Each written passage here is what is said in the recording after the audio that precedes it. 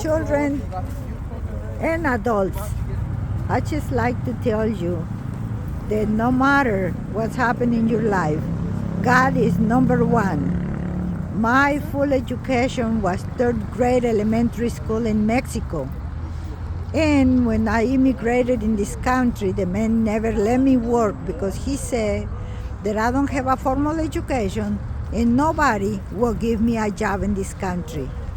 But then he left and divorced the family because he went with the secretary. So Sorry. then I started to look for a way to survive in this country. First, I'm not ashamed to say that I started cleaning toilets in this country because that's how did I started cleaning empty apartments for a company that my friend took me, and I appreciated her too a lot because she was a single mom too, and she gave me a part of that job that I can learn how to work. But you know what? My last job, that was financial analyst for the Navy. And this is why I tell young kids to stay in school until they have that little piece of paper, because if they have that little piece of paper that it said they completed the schooling, they work 4 or 5 times less harder than the ones that don't have it. So young kids, stay in school and listen to your parents. If your parents are telling you to do good and stay in school, listen to them. Because you know what? You never know when they be gone, and you be sorry because what you didn't do when what they told you to do. Yeah. Okay? And just take care of your mom too. Tell her that you love her when she's alive, because you can see the expression on her face when you told her. So be strong. So what if I ask you, what do you want to tell them about? I see you have a pray to end abortion on there, 40 Days for Life. What do you have to say about that? Hello. Well, one of the things that I can tell them to, never go and have an abortion. Because you know what? You never know if that child could be the one that it will take care of you. Because you know what? I lost 2 children. When I lost the second child, I tried to commit suicide. But they found me and they brought me back.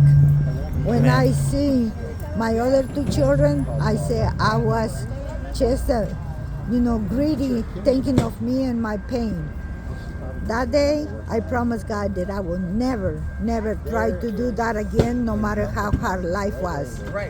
And the doctors were saying that I would not, that I would not have children anymore. Well, I pray and I pray and I pray, and 4 years later, I got pregnant. And you know what? I was so sick. And the man that was my husband, he wanted me to have an abortion because he said that child, he didn't know him and he didn't love him, and me, he loved me and he know me and he didn't want to lose me. You know what? I didn't listen to him. I stayed strong, and I think that was one of the times that I got stronger, even if I could have any excuse to go and have the abortion. But you know what? That child is the one that is taking care of me now that I'm older, and he is going to be 53 years old in April. And the family was big, but he's the one that I have watching after me. So God bless you guys. always remember, you never know if that child will be the one that it will take care of you. So stay strong and never kill your child. Amen. God bless you, sister. One more thing. What do you want to tell them about serving God? Go to Mass? Well, you know what?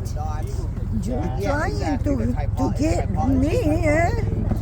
Well, you know, one of the things is that my dream was to be a nun. I was 16 years old, protecting my friend from being raped. They raped me and they married me to the man. But you know what?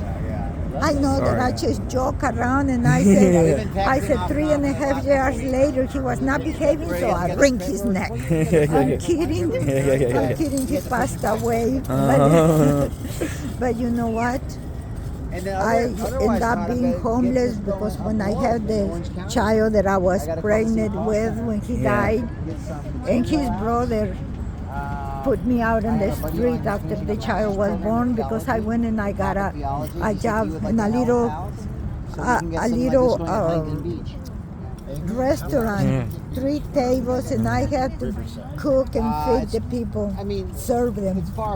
So he said that was jobs for prostitutes, so he put me on the streets. So you know what? I always say God prepares you for every job, because you know what? I don't look bad on the bed.